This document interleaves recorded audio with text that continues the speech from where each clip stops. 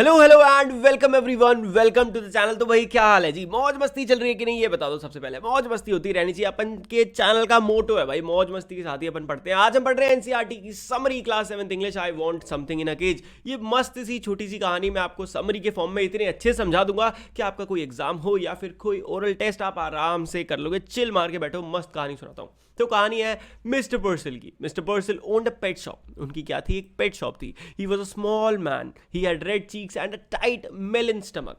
उनके लाल लाल गाल थे और उनका पेट टाइट सा मेलन जैसा थोड़ा टून निकली हुई थी। ही वोर large glasses, his eyes looked big through them. और वो क्या पहनते थे? मोटे मोटे चश्मे पहनते थे जिसके अंदर से उनकी आंखें बड़ी बड़ी नजर आती थी। He had the appearance of a wise and jovial owl. उनकी जो अपीयरेंस थी वो ऐसी थी एकदम, जो आपने पिक्चरों में देखा ना, एक आउल होता है बूढ़ा सा चश्मा पहना हुआ एकदम सीरियस बंदा, आउल होता है ना, पिक्चरों में दिखाते कार्टून्स में, एकदम वैसी। ही sold almost all kind of pets and also dealt in fish food and bird seed, prescribed remedies for ailing canaries. तो सब तरीके के जानवर तो वो बेचते ही थे, उसके अलावा वो फिश का खाना, बर्ड की सीड्स और जो एलिंग कैनरीज, कैनरीज क्या होती है? छोटी छोटी चिड़िया को कोई बीमारी है तो उस सब चीज़ों में भी वो डील करते थे। His shop was full of noise and chaos because of all the animals making different sort of sound. भाई ऑब्वियस सी बात है, उनकी दुकान में बहुत सारे जानवर रहते थे तो वो दिन भर अलग अलग प्रकार की आवाज़ें निकालते रहते थे। Each morning Mr. Purcell would perch on a high stool behind the counter, unfold his morning paper. He would read the entire paper in detail. तो हर सुबह मिस्टर पर्सल क्या करते थे? एक ऊंचे से स्टूल पे बैठ जाते थे, पर्च मतलब बसेरा डाल लेना, बिहाइंड द काउंटर अपना न्यूज़पेपर खोलते थे और पूरा न्यूज़पेपर डिटेल में धीरे धीरे करके पढ़ते थे, जैसे हमारे घर के बड़े लोग भी करते हैं, है ना। One rough wintry day, he was sitting on his stool and reading his morning paper as usual, amidst all the noise of the animals, without getting disturbed or even noticing the noise at all. तो ऐसे ही एक सर्दी भरे दिन वो अपने ऊंचे से स्टूल पे बैठ के अपना न्यूज़पेपर पढ़ रहे थे हर दिन की तरह, और इन सारे शोर शराबे के बीच जो हो रहा था जिसको वो नोटिस भी नहीं कर रहे थे, हुआ क्या? एक स्ट्रेंज कस्टमर आया शॉप में। Mister पर्सल greeted him but he ignored mister पर्सल and gazed around the shop. Mister पर्सल ने बोला आइए, वेलकम सर। उसने इग्नोर मार दिया जो बंदा आया था, वो ऐसे ही घूमने लगा दुकान में डोल रहा है वो अंदर। This customer not only behave differently but also looked different as well. The man had a short hair cut and was wearing a cheap suit that did not fit him well. अब उन्होंने देखा कि ये आदमी केवल behaviour से अजीब नहीं है, ये आदमी तो देखने में भी अजीब है। इसने छोटी से इसका बाल कटे हुए हैं और इसने ऐसे कपड़े पहन रखे हैं जो शायद इसके हैं भी नहीं। He said he wanted something in a cage. He pointed to a cage with two white doves and Purcell demanded $5.50. तो उस आदमी ने क्या बोला कि मुझे कुछ भी चाहिए उस केज में, मुझे कुछ चाहिए उस पिंजरे में। और उसने क्या करा? दो डव, जो व्हाइट कलर की चिड़िया थी ना, डव्स, उनकी तरफ इशारा किया। अब पर्सन बोला ठीक है, वो है आपकी $5.50 की।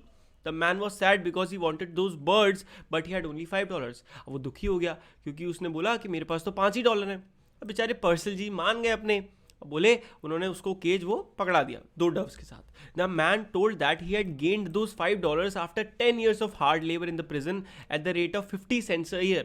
उस आदमी ने बताया कि ये जो $5 है ना, इसको कमाने में उसे 10 साल लग गए। कैसे?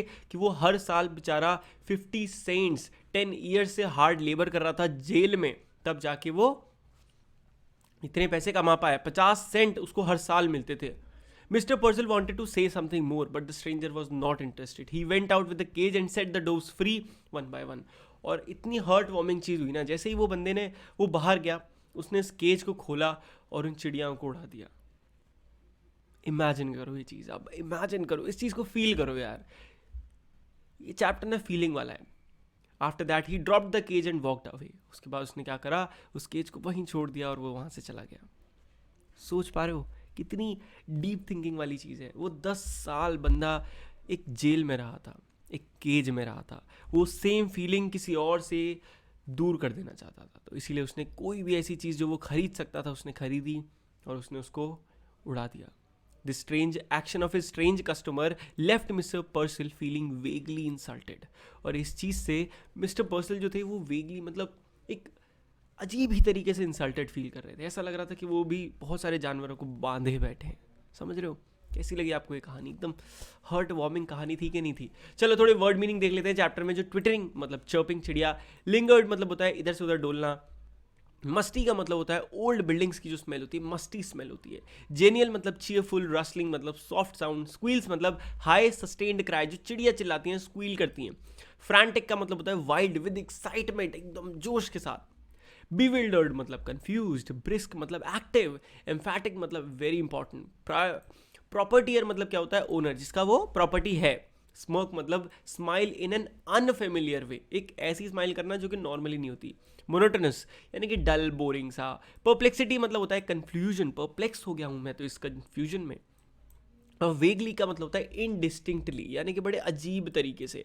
और इनसेन मतलब होता है मैड। और इसी के साथ हमने कर लिया है चैप्टर को समाप्त। कमेंट करके बता दो आपको ये बड़ी अच्छी सी प्यारी सी स्टोरी अच्छे समझ में आई, और आई तो अच्छी लगी कि नहीं लगी। और अच्छी लगी तो वीडियो को लाइक करना है, और क्या करना है ना, अपन का तो सेम है यार। बट जिसने सब्सक्राइब नहीं करा है उसके साथ वेरी बैड है। सब्सक्राइब मारो, क्या करो फटाक से, वेरी गुड, शाबाश, सब्सक्राइब कर दिया ना। चलो मिलते हैं अगली वीडियो में, तब तक के लिए goodbye, take care and मौज मस्ती करते रहिए।